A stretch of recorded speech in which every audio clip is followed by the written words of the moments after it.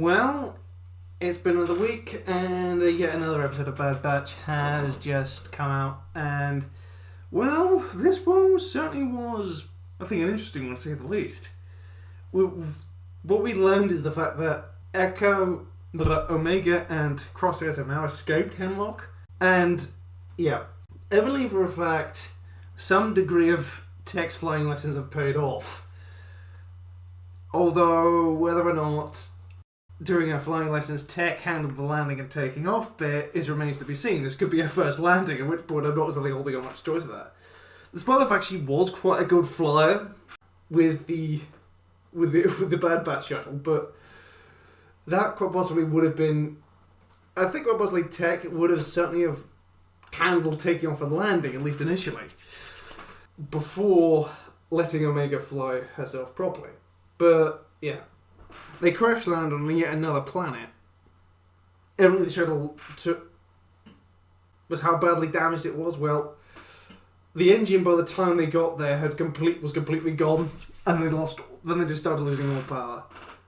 But what happened next is arguably something else entirely unique. In this episode, I thought it was very good, oddly enough, seeing how the system works into the Empire. Like, for example, everyone needs a chain code, which is basically your unique identification code.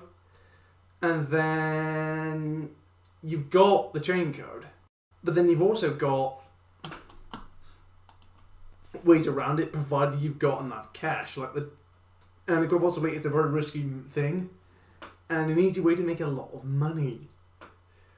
Because I think, quite possibly in the Empire, prices seem to be going up because when they actually ask about 2 tickets off, but don't try and work around the chain code problem, the ticket seller just tells them that will be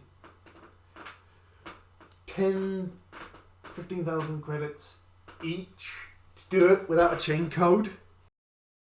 You've got to come up with someone getting the money. And I really think it was interesting, the fact of how they were going to do it. And of course, yeah, they've still got Badger. Yeah. Omega has decided to actually have a pet. Hunter, can I keep her? Can I keep them? Oh god, what was the kind of conversation they'd have, but besides the point, it really is something else. The fact she made a stuffed toy of a replica she had on the shuttle just to prove a point. And of course, yeah, Tech's gone.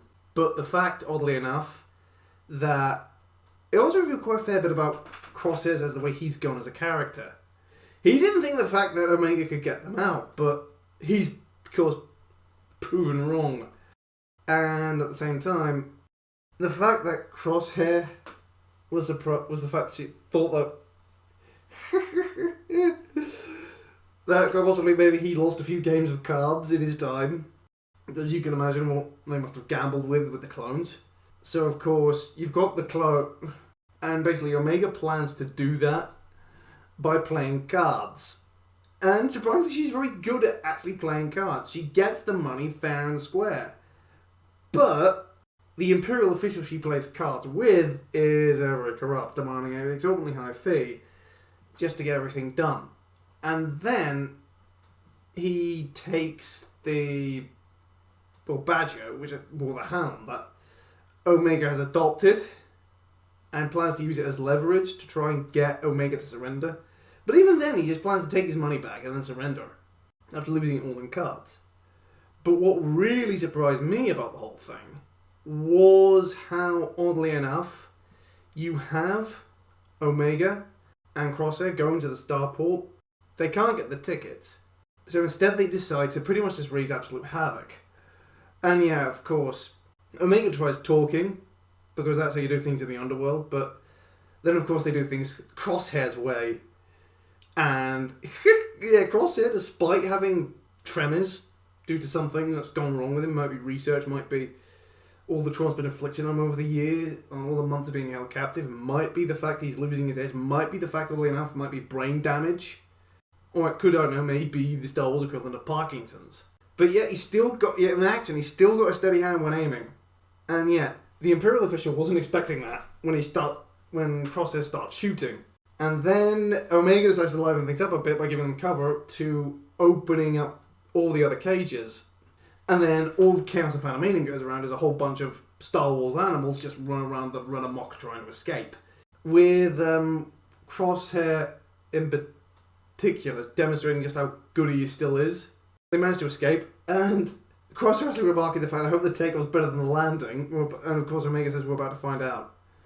But oddly enough, I think the best bit of the whole episode was the ending. It was, I was expecting maybe the fact they do more of Omega on the run, but more meaning up towards the end, but I suppose this is as good as anything, really. Hunter and Crosshair meet up with, Hunter and Wrecker meet up with Omega and Crosshair, and it's quite a, and for Omega at the very least, it's a joyous reunion, because now she's back at home, and quite possibly she can utterly have her family back. So that was very nice to see, Omega being reunited with a quote-unquote parent, I suppose, again. And it's oddly enough shown, I think, Omega's growth as a character. And of course there's the connection about the fact of how, in the first 3 episodes, of how Palmer's done, but also at the same time Hemlock wants Omega because now he knows how valuable he is to the future of whatever Palpatine's planning with the clones. And he's going to use whatever means necessary to get it done, as Palpatine has given him access to whatever resources he requires. But he might have actually skipped to the fact where she's escaped, because we know how Palpatine and Vader treat failure. Well, I've been using the challenge. Please like, comment, and subscribe, and I'll catch you on the next one. Cheerio!